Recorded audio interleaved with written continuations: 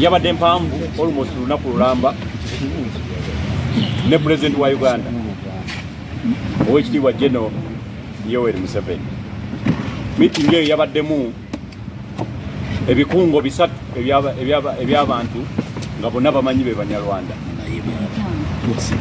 Wabaddewo ekikungo ekisooka nga ky'abakozi ba gavumenti nga bakulembeddwa Attorney General, mwabaddemu n'abalamuzi ne balooya be batera okuwa ekibaluwa okukolera gavumenti emirimu egimu. Era bo tebayogedde bingi, babadde bawuliriza gavumenti kyegamba. Ne wabeerawo n'ekikungo ky'Abannakampala abagamba nabo Banyarwanda, olumu beyita n'amannya amalala naye nga Bannakampala, bo nga bakuba mu ngalo buli kigambo ekyogerwa.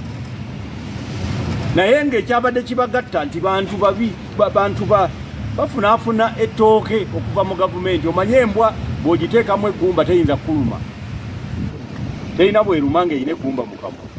N'olwekyo nabo tetubanenya.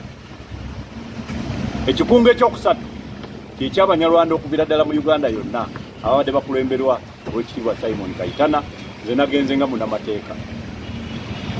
Twagasimbaganye n'omukulembeze w'eggwanga, yatuwadde okwogera eri ffe, era okwogera kwe yatukakasirizza ddala nti abantu be tubadde tuyita nti Bannayuganda olw'okuba baazaalibwa mu Uganda, si Bannayuganda, bannansi ndala, era okufuuka Bannayuganda balina kusaba kubeera bannansi ba Uganda, nga bayita mu kwegaana obunnansi buli nga babuwaayo ne busazibwamu ne baleka bafuna obwawala. Twakanze kugamba President wa Uganda nti bano bazaalibwa wano, ensibuko yaabwe lubuto lwa nnyina, ye ng'agambe nnyina eyo nsi. Tetulabangayo nsi yonna gye bayita nnyina, naye gye basibuka. N'olwekyo endangamuntu gye bafunira mu nnyina balina kugiwaayo n'enniini namba ebisazibwamu.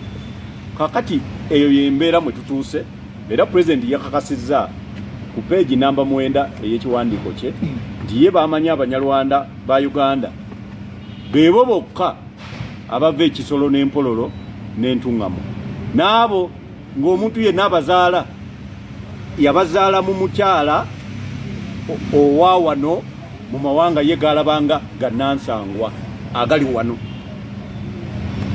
N'olwekyo President wa Uganda waliwo ebiti ebirala eby'Abanyarwanda bye twamubuulidde ebiri mu mateeka.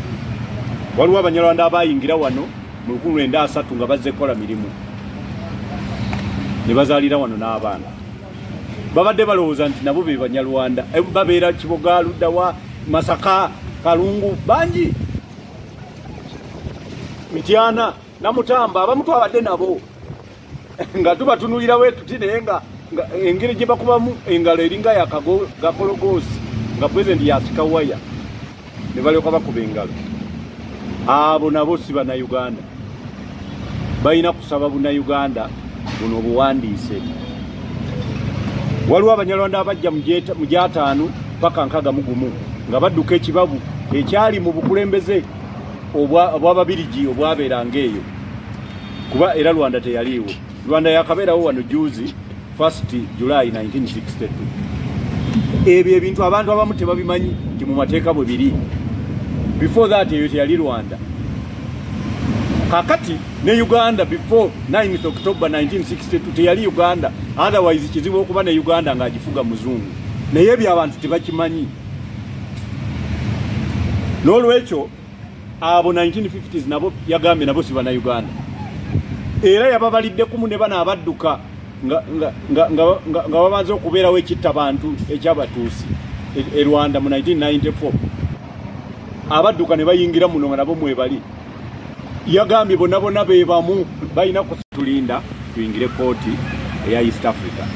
Kooti za wano tezirina musango ogwo. Kooti ya Africa yeyinza okukukolako, naye yo Attorney General tatekangayo ekiwandiiko kikiriza Bannayuganda. Nawaabira ddala eggwanga naye nakati tannakiteekayo, naye process tuwulire naate era tetujja girinda. Katugende mu kooti ya East Africa egenda kututaawulula ensonga yaffe. Tugirinze mu bunnambiro, tugirinze President wa Uganda. Twagala meeting eyo kubanga tumanyi gwe kitaawe w'ensi. Abanyarwanda leka kuba kasukira atabazaala, yongera obazaale nga bwe wali obazadde. Abaagala okuwabya bawa byako dda ne Piraato ng'asalira Yesu omusango. Bajjajja baabwe bebo olulyo lwa Piraato n'abawagizi ba Piraato lwe lwabadde lukubira mu ngalo pulezidenti. Naye tetwagala kukomerera Yesu nga talina musango.